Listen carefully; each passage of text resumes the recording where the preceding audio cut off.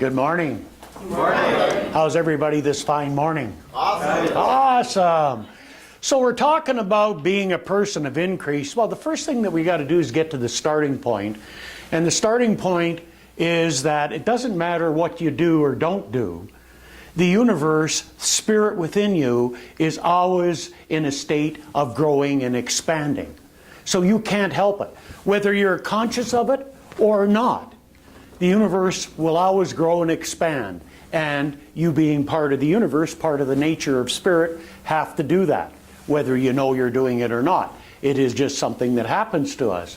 There's not a place where spirit does not grow and expand. And of course, when we step into this idea of growing and expansion, we have to understand that this increase that we're experiencing can be a creation of wonderful things, or it can be a creation of things that aren't so wonderful, because they will grow and expand also. Depends upon how we set the steering wheel, because this is our steering wheel. And whatever we decide to see and whatever we decide to reinforce will grow and expand in our life. And then we get back to the idea of whether it's success or failure, or whether it's good or bad. Well, everything that we experience is good, no matter what we put as a label on it. It's how we use it that really makes a difference. And you know, one of my favorite all-time books, by the way, I've read about 600-700 books. I've been doing this for 35 years.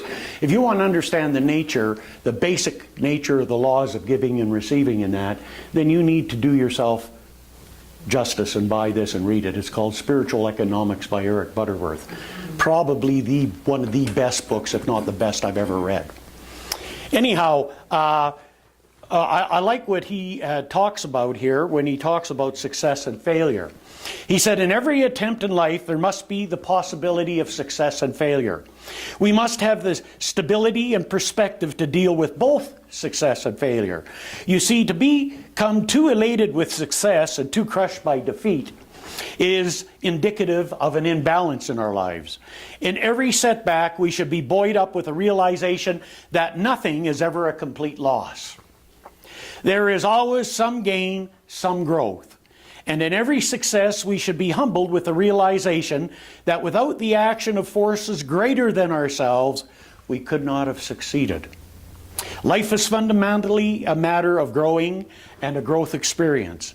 Missing the marks is one way in which we learn to hit the target. Failure is a vital part of achieving success.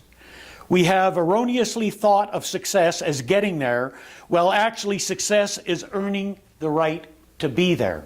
Big difference. And earning means learning. Setbacks, even failures, may be an important part of that learning.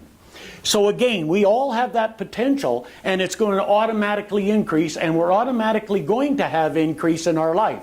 The question that we have to ask ourselves is, what is it that we want to increase?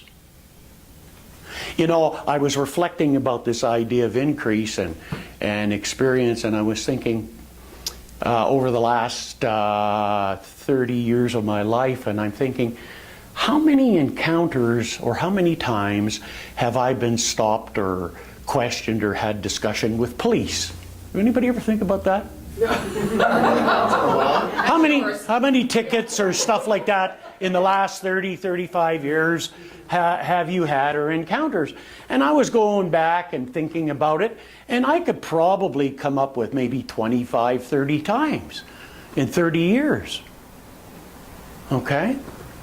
However, then I was reflecting on another part of my life over a 17-year period, which at one time I sat down and actually tried to calculate this, about how many times I was either stopped or ticketed or taken to the station, arrested over a 17-year period.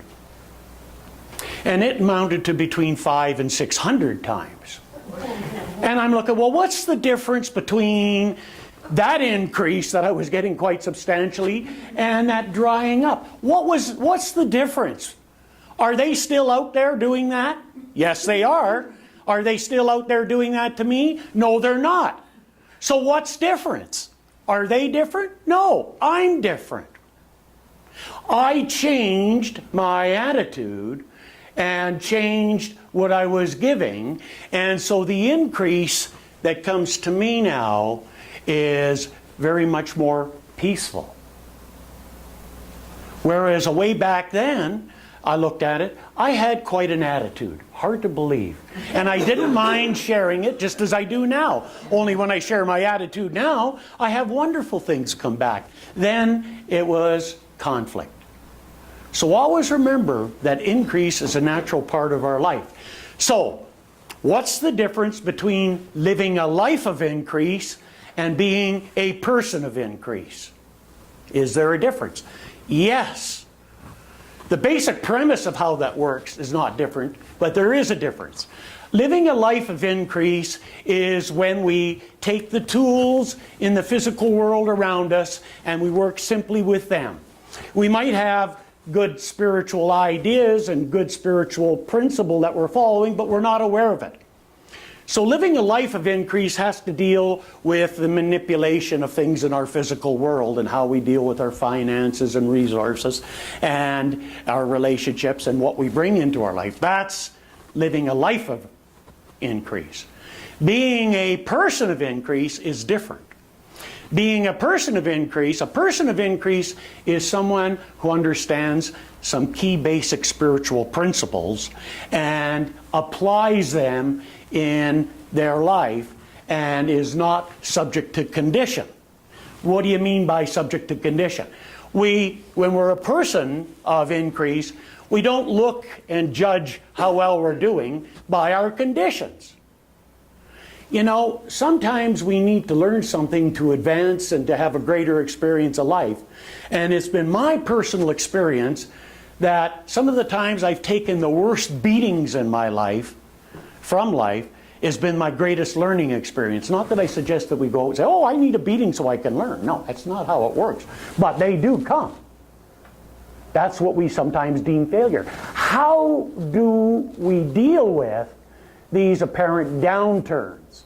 How do we deal with when things aren't looking right? How do we go about and focus with that? What are we going to do about it? Are we going to give our energy and attention to what's wrong, to what's not working, to why I'm a failure, and then that's going to increase? Or do we look at it and say, what's the gift in this for me? What is it I need to learn from this? And then we advance from that position knowing that if we take the spiritual perspective of seeking the higher road in any given situation, then our learning will be there and the rewards come. But if we give over to the condition, we're sunk. So I want to talk about being a person of increase and what does that really mean? What is the basic key spiritual principle that we need to grasp to be able to increase? And the basic spiritual principle that we need to grasp is giving. Ironically, last month my talk was about receiving. This month it's about giving. Usually we talk about give and receive. Here we're doing receive, give. Okay, in fact, that's what the Harvesting Our Abundance was about, was acknowledging what we've received, being grateful for our abundance. The very next day, which was yesterday, we had our board retreat, and it had absolutely nothing to do with what we've experienced.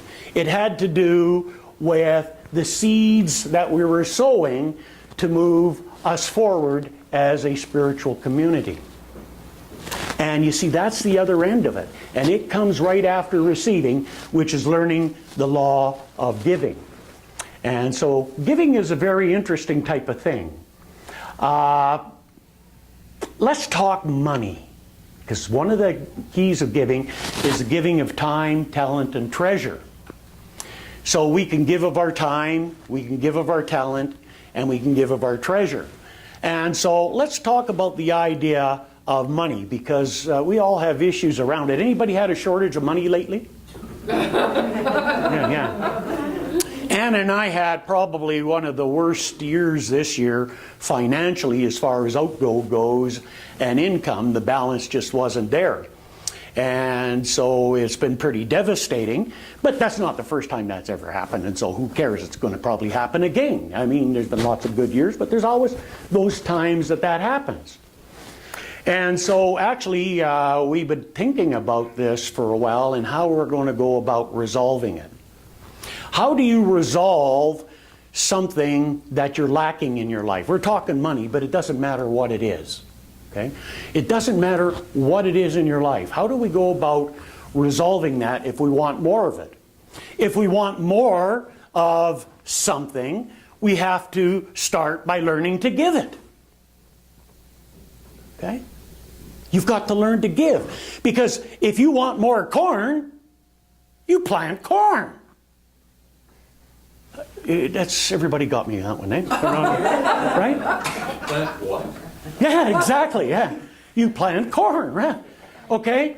So if you need more money, you plant money. Well, I've never seen money grow, but on trees, but yeah, you plant money, you see.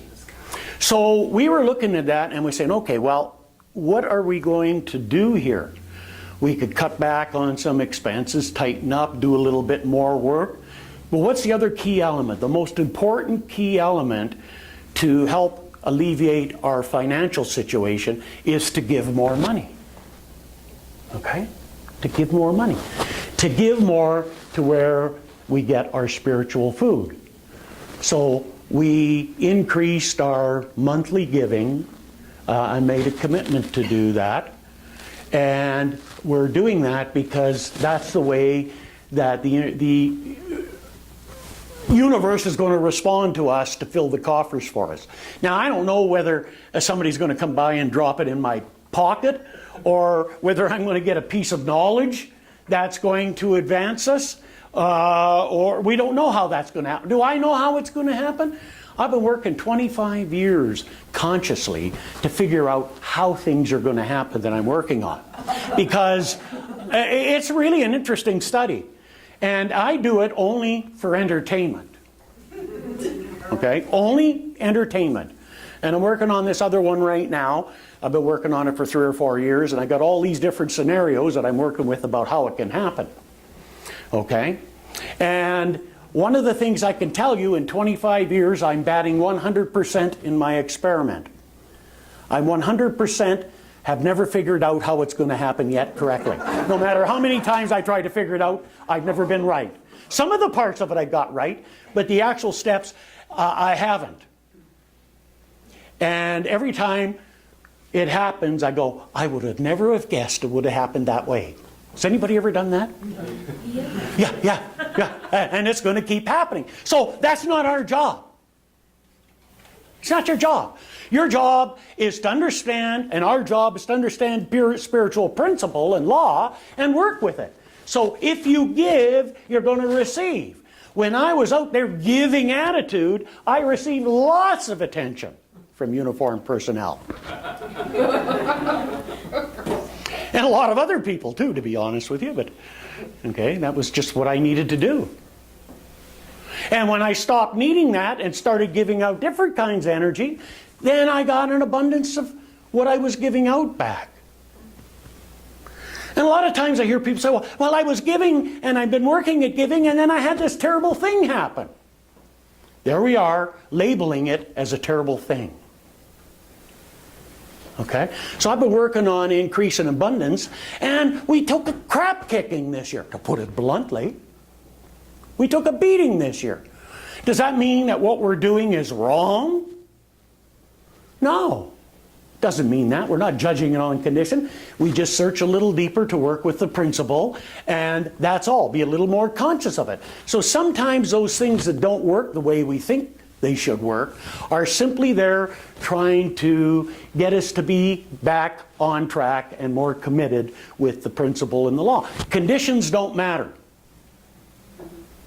If I'd have listened to what people told me about conditions, I would not have survived.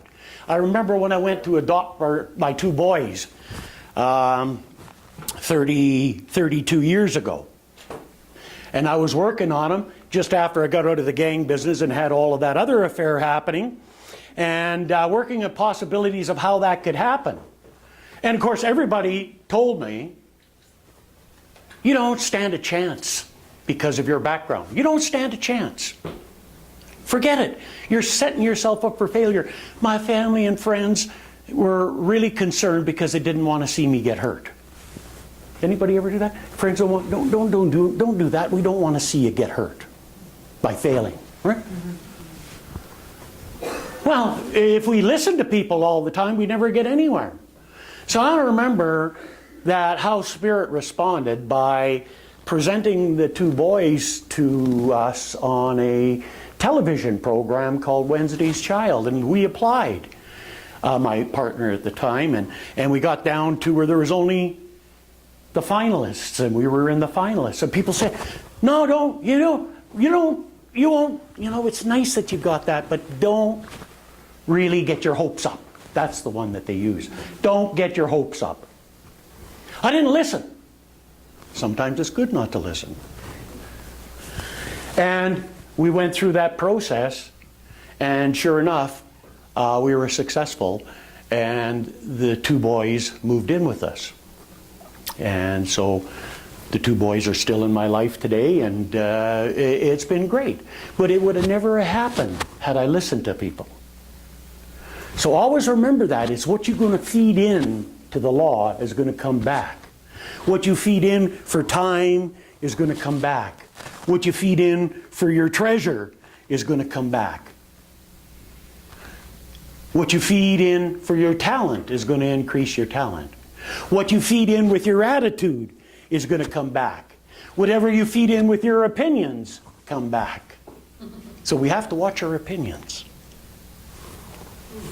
Okay? We got to watch our attitude.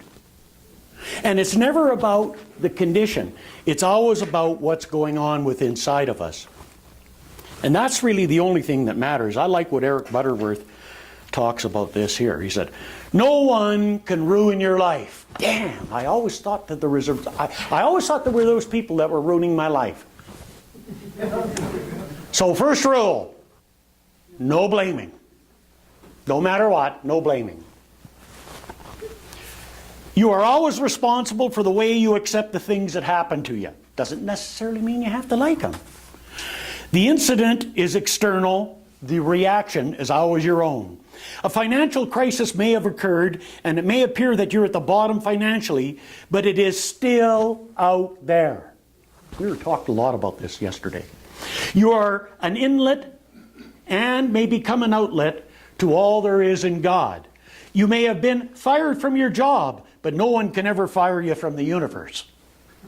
You are still God's living enterprise, and God cannot fail. All that really counts is what's happening within you. How are you reacting to the experience? Where is your faith? Within you is a limitless, unborn potential of creativity and substance, and the present experience can be your great opportunity to give birth to it all. Thus, if you will, the tragedy can become a blessing, and the disadvantage can become an advantage. The failure can become an opportunity, and the disappointment can become His appointment.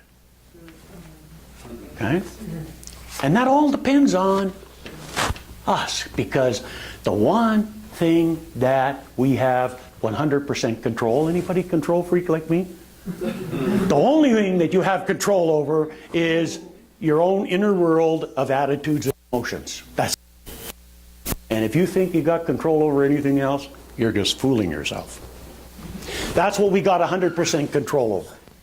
And that's what we got to do. We got to take that and we got to learn to give from that place. And then you got to watch. We do a lot of giving. There's, we talk about time, talent, treasures, attitude, opinions, and then giving people things. And this is a great thing that people that are givers, who think they're givers, really aren't. Because they give with an attachment. Rule number 2, no attachment to outcomes. Okay? No blaming, no attachment to outcomes. Because if you are attached to how they're going to receive it, then you're not giving. It doesn't matter how they receive it. It's none of your business. Our business is to give. And once the gift leaves the hand, it doesn't matter how the person receives it. They can receive it and go, "Oh, what's this?" Or they could receive it and not say thanks. We might think, well, at least they could have been grateful, attached to an outcome. They may give it, you may give it to them, and they may turn around and give it to somebody else. Well, if I'd have known that, I would have just saved it, give it to somebody that really had appreciated it. It is not giving.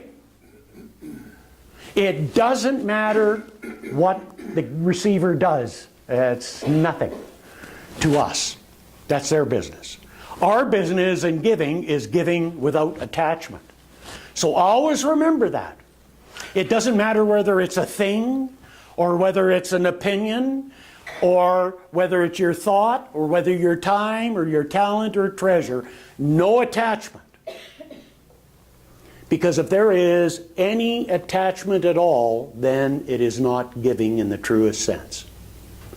And keep in mind, we give for two reasons. I and Anna donate here financially for two reasons. The first reason is for us. Yeah, for us. Because the joy provides us with an opportunity to be able to give of our treasure for something that we appreciate and get value from. Okay? That's the reason why we give. The second reason why we give is to support this idea because we believe in it. But always the first, when you're giving, is always your intention and where you're coming from. That's the most important thing. So giving and receiving is one of the basic spiritual principles that we want to work with. The second one is understanding the law of compensation. To be a person of increase, we got to understand how the law of compensation works. You want new clothes? Have a look at your closet. Do you have any room? If the answer is no, make room. Because releasing makes room for more space to have something to come in. How many people have a garage with stuff in it that they haven't looked at for 5, 10, 15, 20, do I need to go any higher? That's enough. Years. And why? Why is it there? Because we might need it someday. Okay? We've got to get these things into circulation. Because that's a sense of lack and limitation. Means if we don't keep it, that we can never have it again. So we got to create space. This is called the law of compensation because the universe abhors a vacuum. So if we start giving, then the universe will start pouring back into us that which we're giving. So we want to give as much as we can. That means we want to get rid of and give away our physical things. Anybody here got any excess weight that they don't want? You don't want to lose it. What the heck do you want to lose it for? Because anytime we lose it, we look for things. And it's always an unpleasant experience. We're going to release it and give it back. We're not going to lose it. People say, well, it's only words. Bull. I weighed 425 pounds. I weigh under 200 now. Now, how did I do that? I didn't lose a pound, not one. People say, you've lost a lot of weight. I say, no, I haven't lost any. Anybody here ever see me say that? Yep. And you'll keep hearing me say that every time somebody says that to me. I didn't lose it. I released it. I let it go. I turned it over. I dropped it. I never lost a bit. Because when you lose things, you always look for them. Okay? And of course, when weight comes back, it always brings friends. Right? Because we are a person of increase. Got it? Okay? So it really is about that. That was one of the key things that I had to get straight in my head and be very adamant about. I've had people get upset with me, mad with me, and I don't really care what they think. Because I say it for me. Okay? So it's the law of compensation. The universe, the world will compensate for whatever we're willing to release and let go. If we're willing to release and let go of the idea that we are a failure, we create a void within us. So the failure is no longer relevant, so the antithesis or the opposite will fill it, called success. So we create the void. Compensation works like that. I had a three-legged dog, actually had two of them, but don't tell the dogs that because they won't want to come and live with me. I had a little three-legged dog, or a big one, and he lost his leg when he was a pup. But he was the neatest dog because he developed a front end on him that was very muscular, a lean back end, and he could outrace any dog, especially on the turn, because he didn't have to turn, he just pivot. And man, that dog could do things that you couldn't believe with the three legs that I never seen a four-legged dog do. It's that law of compensation. If you start going to the gym, you're going to start toning up because the universe responds to whatever it is that you do automatically. That's the law. So being a person of increase is not only about giving, it's also about understanding compensation and how it works. There's a story about Jesus told in the parable of the laborers in the vineyard. And so the guy that owned the vineyard went into the marketplace and hired a bunch of people to work for the whole day for a penny. And then he was hanging around and he heard that there were more people in the marketplace at lunch, so he went and bought more. They said, "How much you pay?" He said, "A penny." Okay, so they come out. Then he went back mid-afternoon and got a bunch more people to come out. "How much you pay?" "A penny." So at the end of the day, all these people come together to get paid. And the ones that just come out got paid a penny. The ones since lunch got paid a penny. And the ones there working all day got a penny. Well, they were ticked. This isn't in Scripture, it's my interpretation. They weren't happy. How come? You ever say that? How come they got more and I didn't? Anybody ever did that? How come they got more ice cream? How come you got more? How come? And the guy said, "Well, that's what you agreed to. You only got what you agreed to." So always remember that. You're always going to get what you agree to. Just be careful and concerned about what you agree to, because life will always pay you whatever it is that you accept. And then we've got to watch out for the negativity that creeps in. Because the third idea of being a person of increase is what we're willing to release. Now, we talked about it in the idea of compensation, about releasing things, but we need to work at releasing any attitude that we have against any person or anything which creates any type of resentment or negative energy within us. Does that mean we have to like the person or like the thing? Absolutely not. I know sometimes people in this philosophy say, "Oh, you have to love them and let them go." Not true. You don't even have to like them. But what a person has to do is release the negative energy that you've got, that you're holding around any condition, any person, any circumstance, or any situation. Because that negative energy that you hold around that is held inside, and that negative energy becomes a magnet. Whether you're conscious of it or not, it's a magnet. And it's going to draw that ugliness to you because it's part of what's held in consciousness. So it's our job to be a perfect, clean, here it is, Nadine, toilet bowl. And you want to clean it so well that you don't fool yourself or other people like they did down in Florida when the high school kids went into a dozen McDonald's and took a sample out of the toilet and their ice cubes and found in 8 out of the 12 that there was more bacteria in the ice cubes than there was in the toilet bowl. So we want to keep a clean toilet bowl. We want to keep ourselves clean so that we're open and receptive to receiving that increase from the universe that we term and deem good, that makes us feel good, and that we like. That's what our job is. Our job is to be aware of and to be a custodian of good principle and good practice. And keep in mind, the toughest thing in the world is not grasping these ideas and learning them. The toughest thing in the world is the practical application, is doing them. How will I know if I'm doing them instead of just talking about it? It's real simple. When you do the doing, that's when you get into the do-do.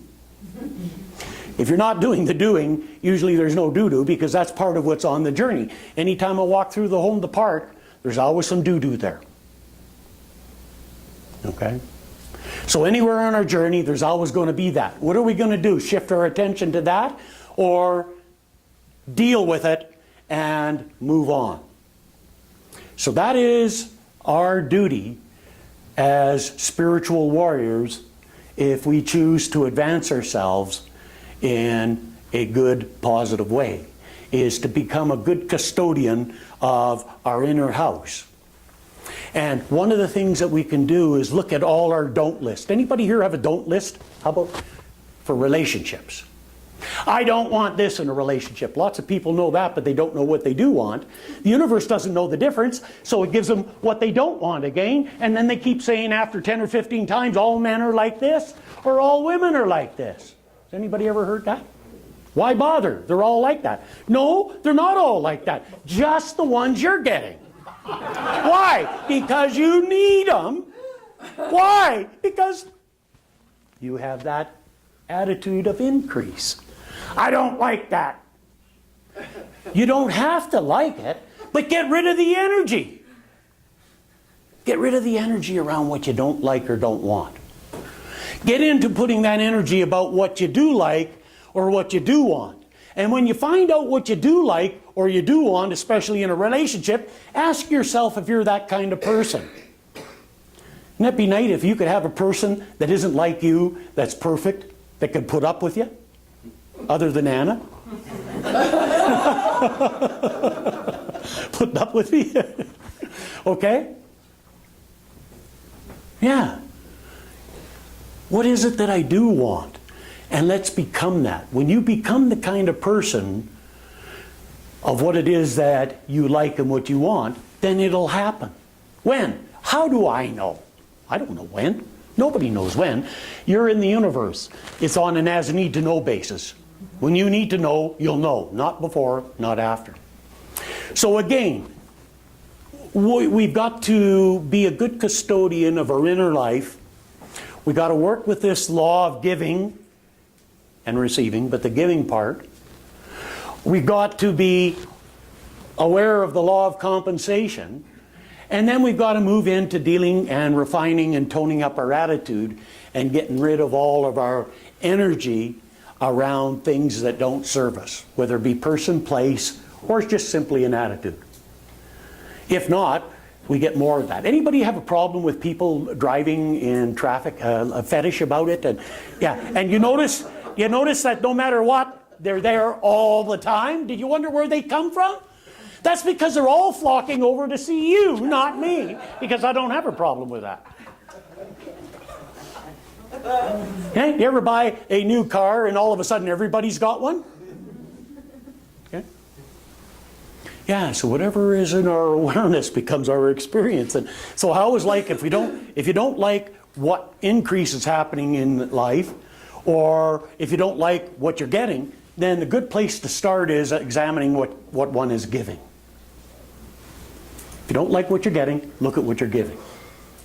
So there you go. That's it. Being a person of increase takes a little bit of commitment to doing our inner work, and to know that if we allow conditions to rule and control us, then we become a slave to them. And it doesn't mean it's easy, okay? It's pretty hard when you're in the middle of the experience not to allow that to control. However, that's our job. Our job is to learn what we need to learn, to step back, and to be grateful for the increase in our life.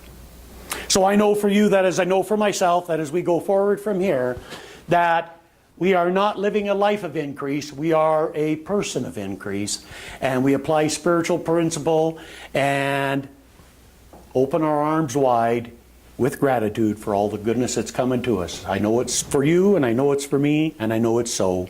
So it is. So it is. Thank you. Thank you. Oh, yeah. Oh, yeah.